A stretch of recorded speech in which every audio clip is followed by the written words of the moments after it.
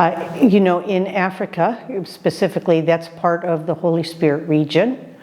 And we are in 4 countries in Africa: Eswatini, Uganda, Ethiopia, and Kenya. There, we are few sisters, but doing many works. In Eswatini, there is an organization called Cabrini Ministries that works primarily with persons who have HIV and AIDS and have a lot of socioeconomic difficulties. Located in a very rural area, we provide health care for over 3,000 people infected with HIV. We also take care of families, provide education support, provide nutrition, provide health education. In Eswatini, we also have our postulancy house, and our sisters work with the parish priest in doing catechesis, not only on the mission in St. Philip's, where we're located, but also the parish has 14 outreach ministries. So we go there on weekends, and we do catechism with the children, we raise consciousness, we play games. We also have vocation groups. And we have been in Eswatini now for 55 years. Our other place that our next mission that was established in Africa is in Ethiopia, where we have been there close to 27 years now. And we have a house of hospitality in Addis Ababa. And then we have missions in 3 other places. One is called Sidama, and in Sidama, that's our newest mission in Ethiopia. We were invited there by the bishop to work with, and to encourage the integration of a group of people that are known as the Fuga people. This is an ethnic group that is completely marginated from everybody else in the whole country of Ethiopia.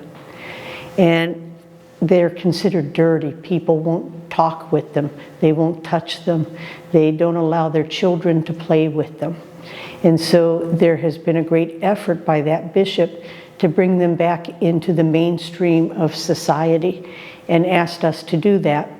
So in Sidama, one of our biggest works has been visiting those people, eating with them, having them eat at our house, giving witness to the other people in the area what it means that people are not dirty, that people are people, and also to integrate the children into the school. Traditionally, many times, some children have started from the Fuga people in the schools, and then within 3 or 4 days or 1 week, they leave because they have been ostracized and pushed to the side by not only the children, but also by the teachers. So when we got there, we started working with the teachers and with the children. And this past year, we had 11 children finish their first year of preschool. And part of what helped that to happen was that the children come to our house before they go to school. They take a shower, they get clean clothes, they are given food. Then they go to school. Our sisters also worked with the teachers there and talked about the importance of integrating these children with the rest of the children. So it's been a great success having 11 of them complete school, the first year of school.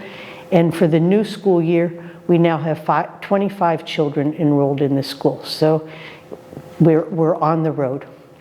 The other mission that is in a town called Walacha, where we have a preschool and also a water project. Actually, the well was funded by a group in Cadonio, the Lions Club.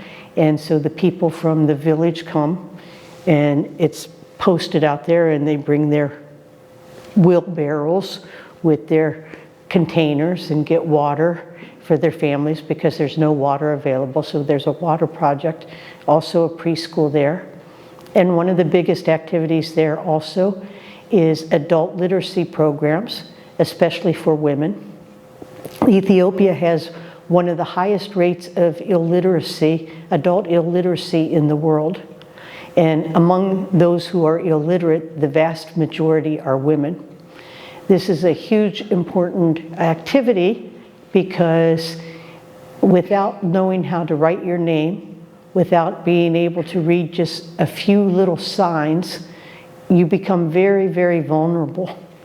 And so the empowerment and the sense of capacity and the sense of mastery and dignity that it gives to a person when they can sign their own name, when they can read simple signs like stop, go, pharmacy, food, when they go to stores, means all the difference in the world to them.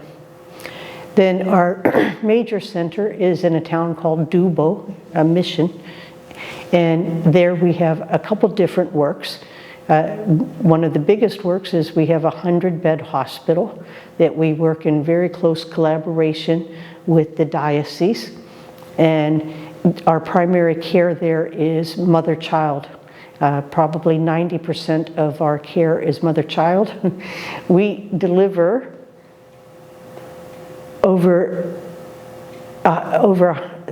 we deliver about 3,000 to 4,000 babies a year in that hospital. That's a huge amount of deliveries.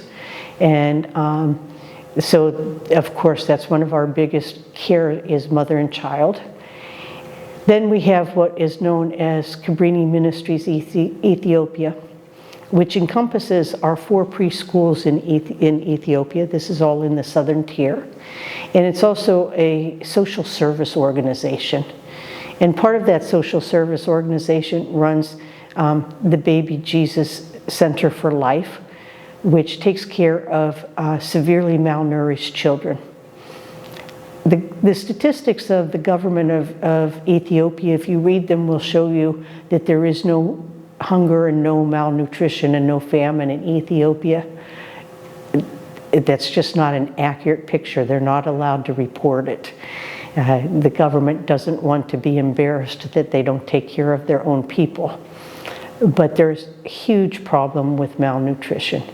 So the babies come and they're used international standards to recognize and to identify those children. And if they're under a year old, they are kept with their mothers constantly. If they're over a year old, after they receive the medical intervention that's needed, because you have to slowly introduce different sorts of food because their little digestive systems can't handle regular food, then they are transferred to our Baby Jesus Center of Life, where they stay for approximately 6 months, getting more nutrition, getting psychosocial stimulation, getting education, working with the mother particularly, but if the father's present, also with him in how to interact with children. And then to prevent any recidivism. We don't want those children to get healthy while they're with us, and we send them home, and then that they come back in 3 months. We don't want to see those children again after they leave us. So we work with the mothers in an after program, teaching them handicrafts, teaching them how to cook, teaching them how to utilize local food supplies, how to cook, because many of the mothers are very young, many times 15, 16 years old. They're hungry themselves, so we have to make sure they have proper nutrition, because if they're breastfeeding, their milk is only as good as their own nutrition is. So it's important that they have good nutrition. So we work with these mothers, we teach them how to bond with their child, how to play with them, how to keep them stimulated. And we follow those families out at their homes. And we also make sure that when the children are of school age, and they're usually of school age by the time they're 3, 4 years old to start preschool, we help provide scholarships for those children to go to school at our schools, because every school we have is located in a very, very poor area. All our children receive breakfast when they come, receive showers. They all have little uniforms that are provided by us. And then our schools use a Montessori method of teaching. And so there's a continuum of care that is holistic and comprehensive, so that our hospital works in conjunction with Cabrini Ministries Ethiopia, so that what the hospital does well, their expertise is used. What Cabrini Ministries Ethiopia does, their expertise is used.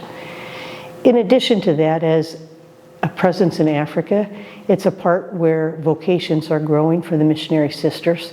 So we have to put a lot of energy into that. So all of our sisters who work full-time in the hospital, in the schools, running Cabrini Ministries, etc., on Saturdays and Sundays are out also doing youth group programs in the parishes and vocation programs, and having young people come and getting experiences by living with us.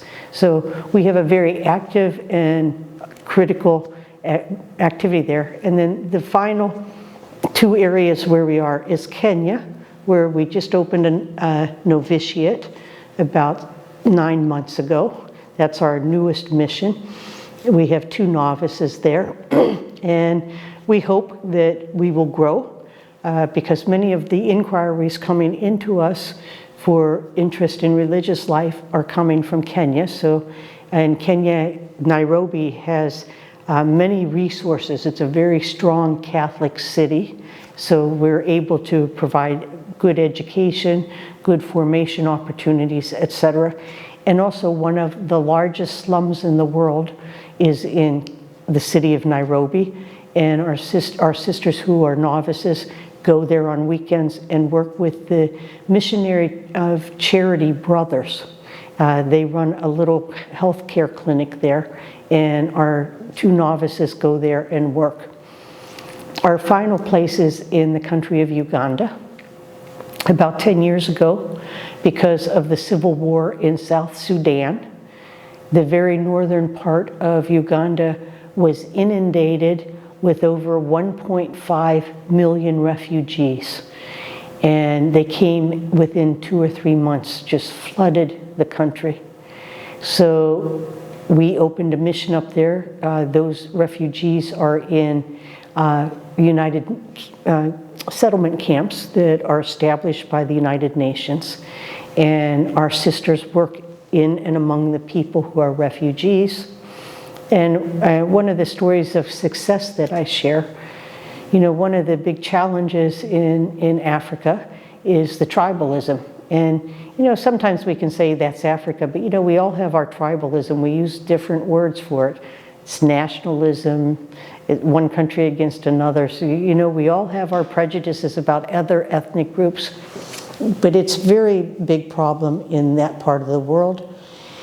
And so we started working primarily with women. That's our area that we have expertise in, and also the group that usually tends to be more vulnerable, and also the group that's less nomadic, because the men will go back to South Sudan for a period of time and then come back to the refugee camps, etc.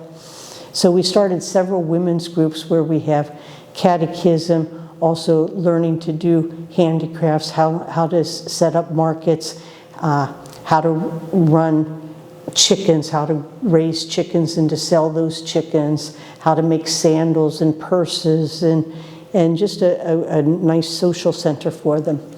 But at the inauguration of that program, one of the things that was most touching was one of the men who was there stood up and he said, you know, all of us, we come from different tribes, and when we cross the border, which is only like 10 kilometers from where we are, we kill each other because we fight, we're constantly fighting.